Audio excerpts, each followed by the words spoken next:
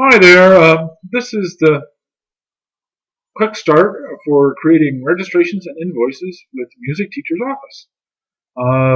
Again, we assume you've registered and logged in and set up all your defaults from the school defaults. And now we're heading off to registrations and invoices. Okay, so we're presented with this page. I'm going to get you really quickly started with creating your first registration and invoice.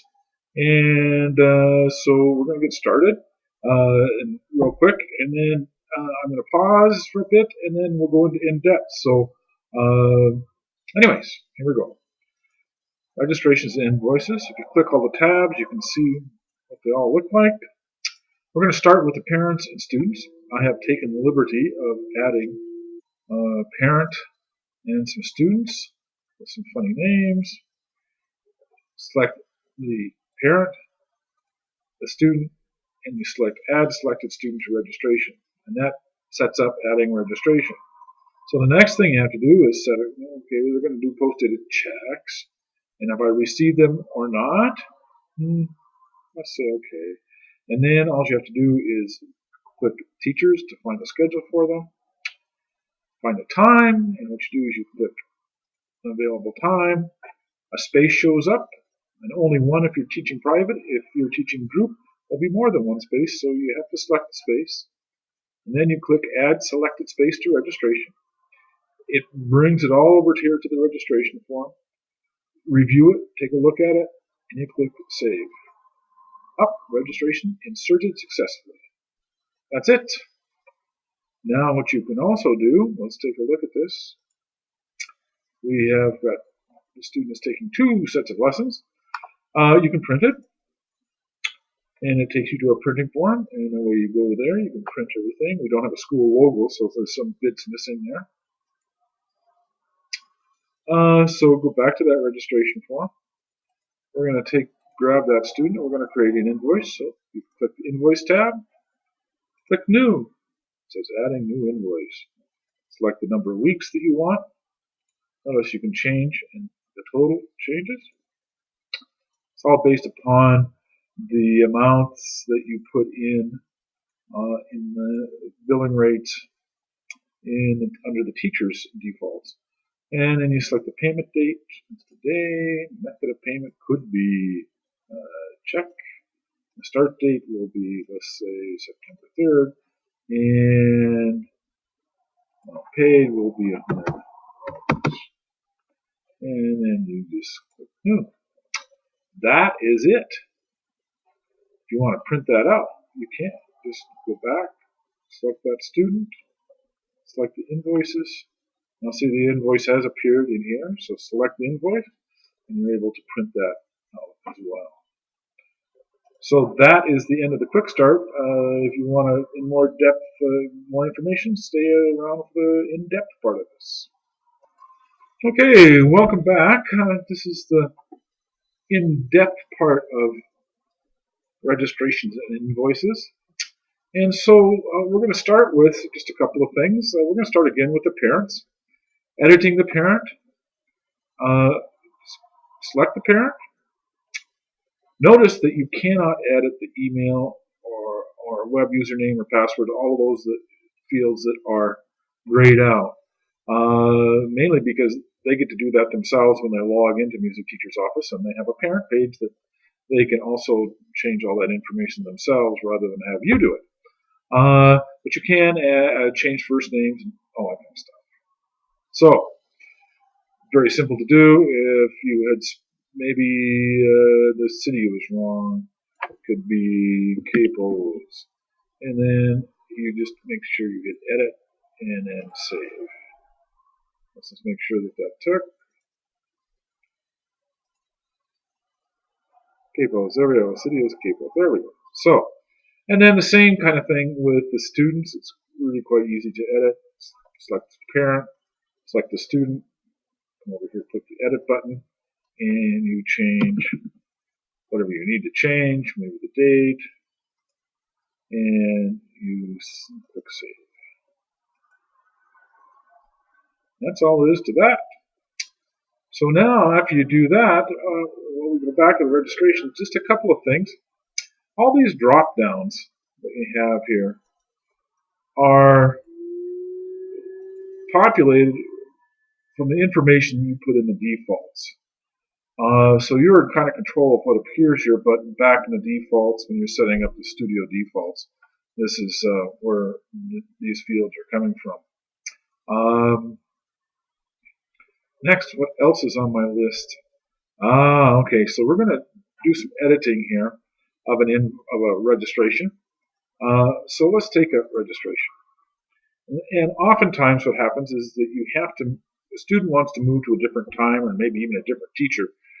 So what you have to do first is you have to select the registration by selecting the student from the tree here, and then select, we have to make sure we're canceled out of everything, and then we have to click Editing Registration. Make sure again, Editing Registration, and then what you have to do if this student wants to move, select the place that she's, now I got two of them here, we got to make sure we got the right one. Let's go back.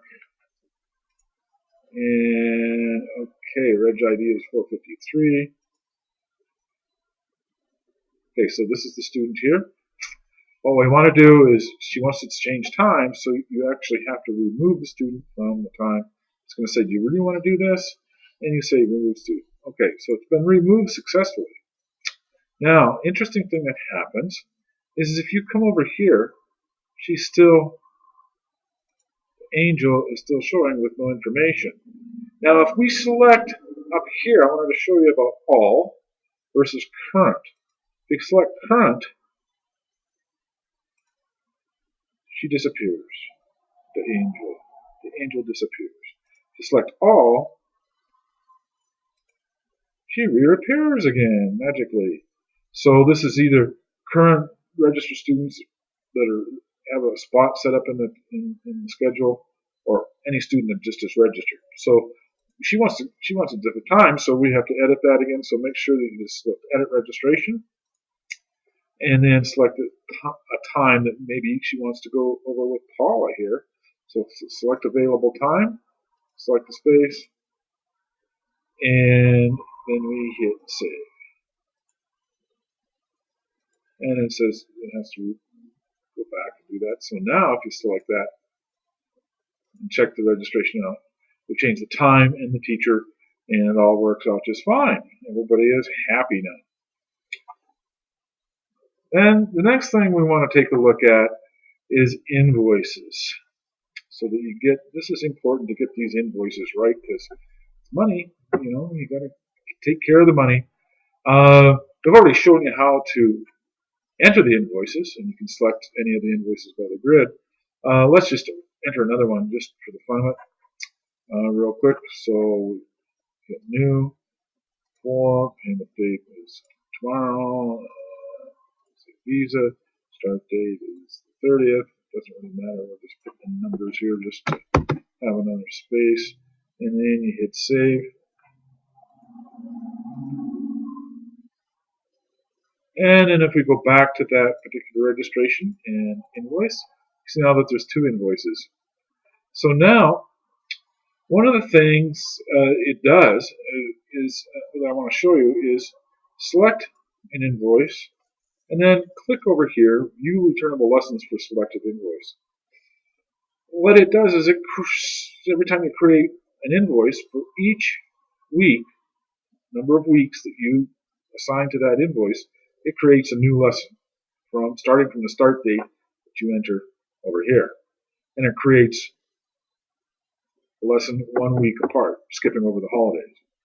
So now, say for example, this student has decided to withdraw, or whatever the case may be, there could be all kinds of reasons that you want to do a return. You can't delete invoices, but you can return them or portions of them. So what you can do is just select the return, the lessons that you want to return, click Return Selected Lessons, and it'll resend.